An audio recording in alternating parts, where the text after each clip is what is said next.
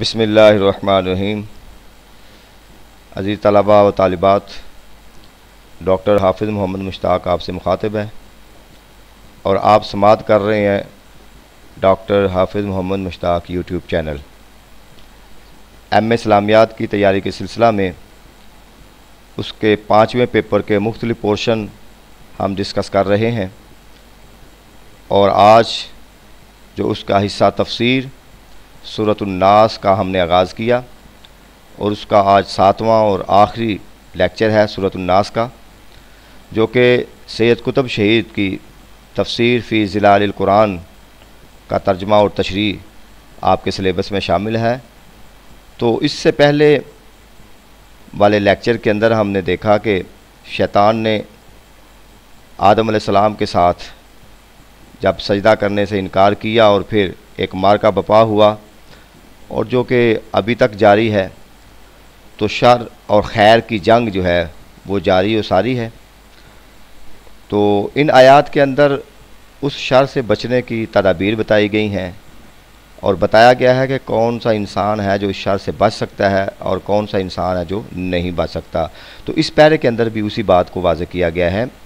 फल खैर, पस भलाई इसी में है, बेहतरी इसी में है। इज़न यस्तानिदु, कि जब कोई शख्स इंसान जो है वो सहारा ले ले, जब वो सनद कायम कर दे। यस्तानिदु का मतलब होता है उसकी तरफ ताल्लुक़ कायम कर दे, सहारा ले ले, निस्बत कायम कर ले कि कहाँ इलल कुव्वती, कि वो उसी शक्ल में भलाई की तरफ जा सकता है, बच सकता है कि जब वो ऐसी कुव्वत की तरफ, ऐसी कुव्वत का सहारा ले, ऐसी कुव्वत की तरफ मंसूब हो जाए, अल्लती ला कुव्वता सिवाहा, कि जिसके सिवा कोई बड़ी कुव्वत नहीं है।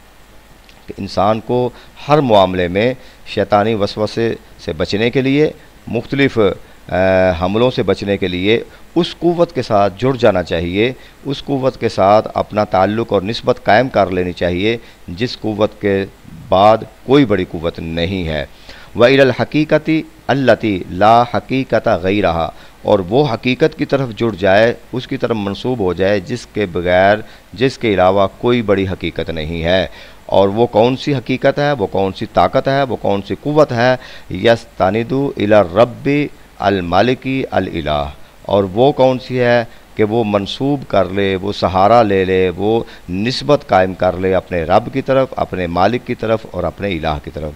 तो ये तीन सिफाती खुसूसियात, अल्लाह ताला की तीन सिफ़ात बयान की गई हैं और जहाँ इससे पहले बताया गया है कि इन तीन सिफ़ात के अंदर शर से बचने की खूबी पाई जाती है और जो शख्स इन तीन सिफ़ात का विर्द करेगा, ज़िक्र करेगा और उनसे पनाह मांगेगा तो वो यकीनन शैतान के शर से और उसके हमलों से वो महफूज व मामून रहेगा। तो नेकी, ये भलाई इसकी तरफ है, यानी भलाई चाहते हो तो इन की तरफ मंसूब हो जाओ, ये नहीं, ये भलाई की तरफ इशारा किया गया है। और शर व शर्रु यस्तानिदु इला वसवासी अल खन्नास, और शर जो है वो मंसूब है किसकी तरफ? वसवास, वसवसे डालने वाले, वसवास जो लोगों के दिलों में वसवसे डालते हैं और वो खन्नास है। तो शर का ताल्लुक़ इनसे है, खैर का ताल्लुक़ इनसे है। ये दो चीज़ें जिसका एक कशमकश थी, तो आखिरी पैरे के अंदर सूरत नास के एंड पर बता दिया गया है कि अब क़यामत तक के लिए तुम्हें दो रास्ते बता दिए, खैर चाहिए तो यहाँ आ जाओ, शर चाहिए तो इधर चले जाओ। तो ये जो शर है जो खन्नास की तरफ मंसूब है, युदाफ़ु अन मुवाजिहती, और ये उसी की तरफ मंसूब किया जाता है, उसी की तरफ इसकी निस्बत बयान की जाती है शर की, और उसकी तरफ मंसूब होगा। लेकिन क्या होगा? वह खन्नसु इंदल लिकाई, जब मुलाकात होगी, जब मुकाबला होगा तो फिर ये खन्नास भाग जाएगा।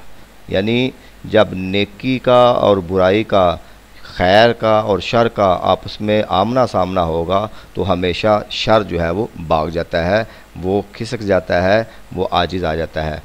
वयन हाजिमु इमामा अल अयाज़ु बिल्लाहि, और वो शिकस्त खा जाता है कहाँ? अल्लाह की पनाह के सामने। शर हमेशा अल्लाह की पनाह के सामने शिकस्त खा जाता है। तो लिहाजा जो शख्स अल्लाह की पनाह में आ जाता है तो उसे कायनात का कोई शर नुकसान नहीं पहुंचा सकता, कोई शैतान उसके दिल में वसवसे नहीं डाल सकता, और उसको कोई परेशान नहीं कर सकता। तो हमारी परेशानी का सबब और वसवसों का सबब और घरों में परेशानियों का सबब ये है कि हम अल्लाह से दूर हैं और शर के करीब हैं, शैतानों के करीब हैं, अल्लाह की पनाह में नहीं आए। जब हम अल्लाह की पनाह में आ जाएंगे, अल्लाह की हिफ्ज़ व अमान में आ जाएंगे, और उसका तरीका क्या है? ज़िक्र इलाही, कल्ब की बेदारी, ज़िक्र इलाही, ये उसका तरीका है। तो फिर हमें यकीनन हम पर कोई भी शर वसवसा नहीं डालेगा और हमला नहीं कर सकेगा।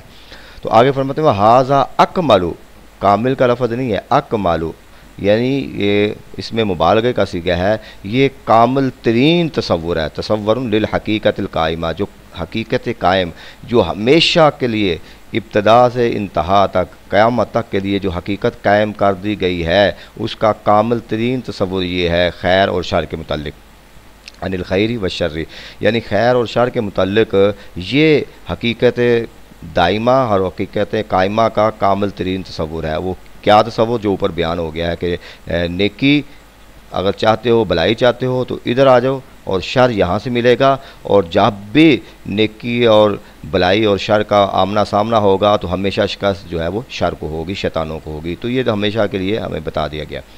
कमा अन्नहु अफ़दल तसव्वुर यहमी अलक़ल्ब मिनल हज़ीमति, जैसा कि ये भी बता दिया गया है, ये तसव्वुर भी अफ़ज़ल तसव्वुर, अफ़ज़ल तरीन तसव्वुर है कि जो बचाता है अलक़ल्ब, दिल को, मिनल हज़ीमति, हज़ीमत से यानी शिकस्त से। यानी ये तसव्वुर जो है, ये हकीकत जो कायम कर दिया, ये इंसानी कल्ब को शिकस्त से बचा लेता है अगर वो अल्लाह की पनाह में आ जाता है। ठीक है जी। आगे वयुफ़ामिही बिलकुव्वती, और उसको अता करता है बिलकुव्वती वसीकती वल तमानियती, और इंसान को वो अता करता है, क्या अता करता है? उसको कुव्वत अता करता है, भरोसा देता है और इत्मीनान देता है। यानी इससे जब इंसान अल्लाह की पनाह में आता है तो उसके दिल के अंदर एक कुदरती तौर पे ताकत आ जाती है, इत्मीनान आ जाता है और भरोसा आ जाता है। तो ये इसका लास्ट पैरा है। उसके बाद आगे फरमाते हैं वल्हम्दुलिल्लाहि अव्वलन व आखिरन, और हम अल्लाह की तारीफ़ करते हैं इब्तिदा में भी और इंतहा में भी, हर हाल में, यानी अल्लाह की तारीफ़ करनी चाहिए। वह भी सिकतन व तौफ़ीक़, ये उसी की तौफ़ीक़ है जो उसने अता की है। वल्मुस्ताआन वल मुईन, और उसी की मदद है, मुआवनत है जो हमारे साथ है। तो मतलब ये है कि चूँकि यहाँ पर कुरान मजीद की तफसीर मुकम्मल होती है, ये आखिरी सूरत थी, तो सैयद कुतुब शहीद एंड पर कहते हैं कि हमने जो कुछ भी बयान किया है ये उसी की तौफ़ीक़ से है, उसी की मुआवनत से है, उसी की मदद से है। तो इसके साथ 7वां लेक्चर भी कंप्लीट हुआ और सूरतुन नास भी मुकम्मल हुई। तो इंशाल्लाह ये ज़रा टफ़ है, इसलिए मैं इसको शार्ट से जो है ना वो पैरे ले रहा हूँ। इस पर आपको बार बार सुने, और आपसे एक रिक्वेस्ट ज़रूर है कि जब भी कोई पैरा सुने, जब भी कोई आप तैयारी करें तो कमेंट्स में मुझे ज़रूर बताया करें। कोई कमी बेशी, किसी चीज़ की ज़रूरत, मज़ीद वजाहत की ज़रूरत, या मैं चूँकि ज़्यादा टू द पॉइंट बातों की तरफ रहता हूँ, इधर उधर की बातें करेंगे तो ज़्यादा डिटेल में काम चला जाएगा, तो लेंथी हो जाएगा, सिलेबस रह जाएगा। तो मेरी कोशिश ये है कि आपका सिलेबस भी कवर किया जाए। तो लिहाजा ज़रूर आप कमेंट्स ज़रूर किया करें ताकि मुझे अंदाज़ा हो जाए कि आपकी तैयारी कैसी जा रही है और आपको समझ आ रही है या नहीं आ रही। तो इंशाल्लाह आप दुआओं में भी याद रखें। इसके बाद हम सूरतुल फलक शुरू करेंगे। अल्लाह ताला हमारा हामी व नासिर हो। शुक्रिया।